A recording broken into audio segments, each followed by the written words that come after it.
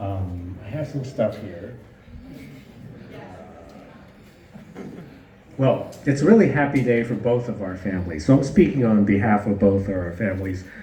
We are so thrilled to have Nolan and his family join our family. For one thing, having Nolan join our family immediately doubles the average IQ of our family.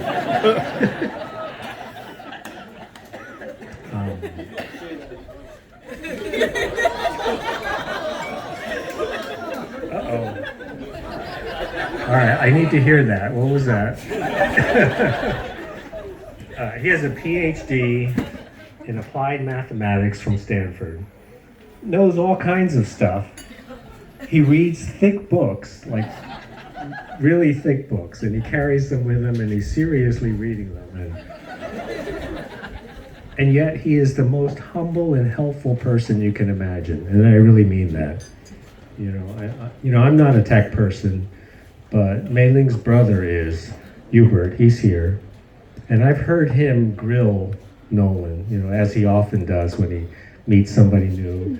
They grilled him, and I knew I was impressed when her brother Hubert was going, oh, okay.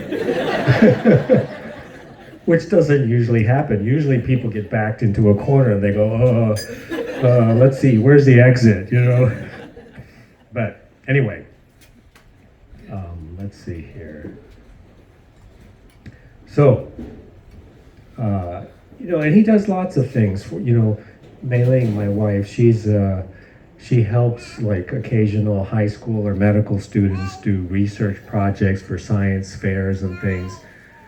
And Nolan came and spent hours on Zoom with some of her students, helping them with statistical analyses and things that we don't understand. And they actually won first place in the LA County Science Fair stuff because of Nolan's help, really. And here's another story. Maybe this speaks more about Mei Ling and me than Nolan. But anyway, sometimes, when we get into a parking space, which has those parking apps, and, Mei Ling and I start getting nervous, we start sweating, and we say, shoot, I hope we don't get a ticket before we figure out how to do this. And Nolan's already out there. He's got, it's all done. We go, thank you, Nolan. So that's the kind of person he is. And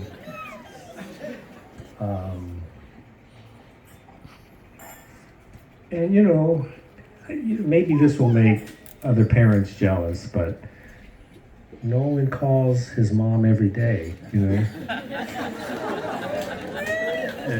his sister every day, Megan there. He calls them every day, and of course I actually think that's a great thing, and I think you all should think that is too. So,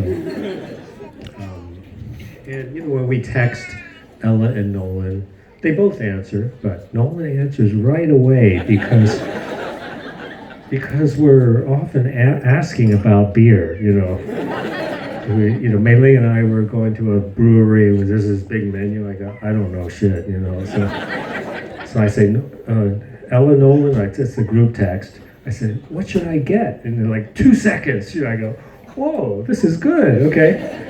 And sure enough, it's good. So anyway, it has been, and that goes along with Ella's great skill in researching restaurants. So whenever they come to visit us, we know we have good beer, we have good restaurants, and we're all set. But it's been wonderful to get to know Nolan's family, Todd and Angie, Megan and Josh, Lori, Bridget, Grandma, Jill, Jim, Nancy, others, And with that, we can easily see how Nolan has become such a great guy, the great guy that he really is, because he comes from a great family, and we're really happy to get to know all of them. Mei Ling and I have been empty nesters for quite a while, so, it took us a while, it took me a while anyway I have to think back, what should I say about Ella,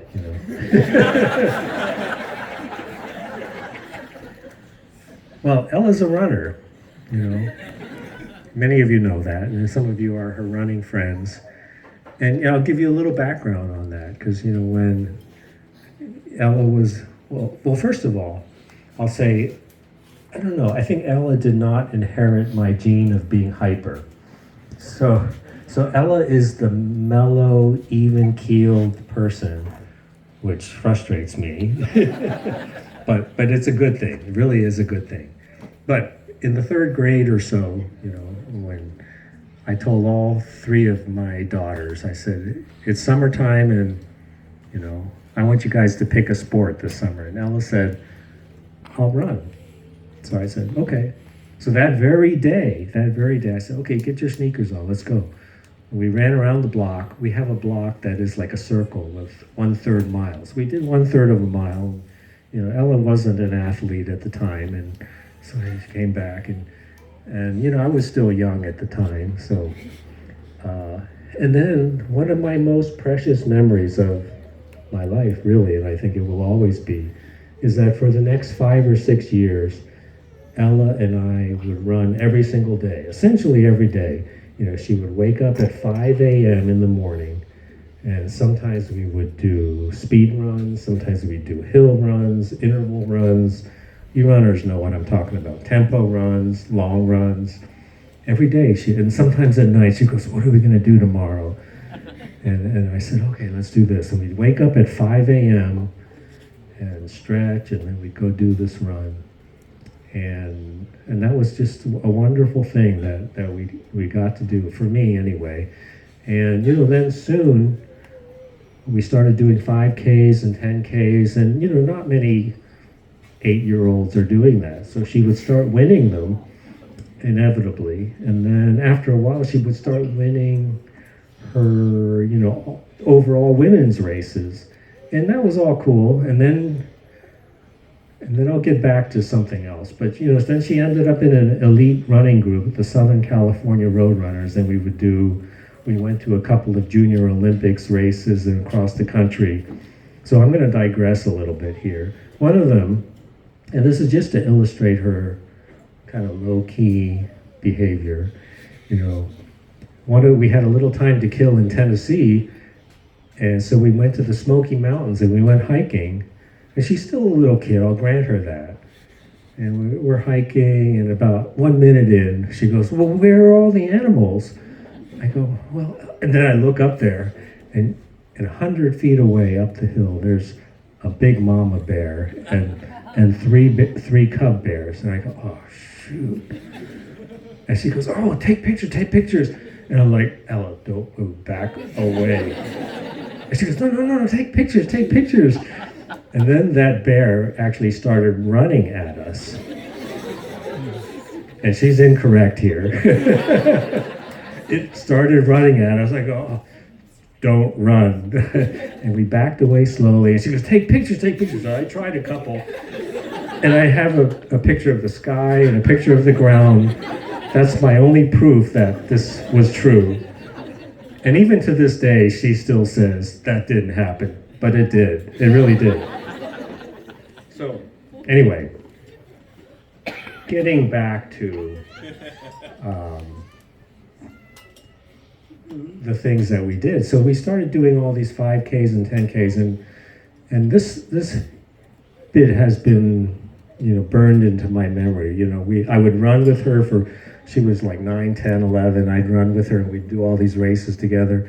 But after a while, and she was maybe 11, I knew I couldn't keep up with her. We were in the middle of a race. I was like, Ella, I said, and she knew I couldn't keep up. And I said, Ella, go. And to me, that was a big, proud and teary moment that she could go ahead and just go. And she did. And there were a lot of other times in life, college, this and that, where I said, go. And that's another time right now. This is what we're doing. I'm saying, Ella, go.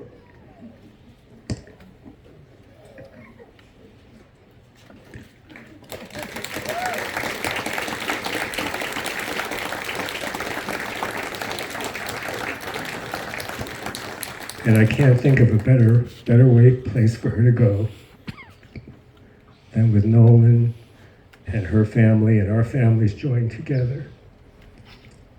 So that's it. Thank you.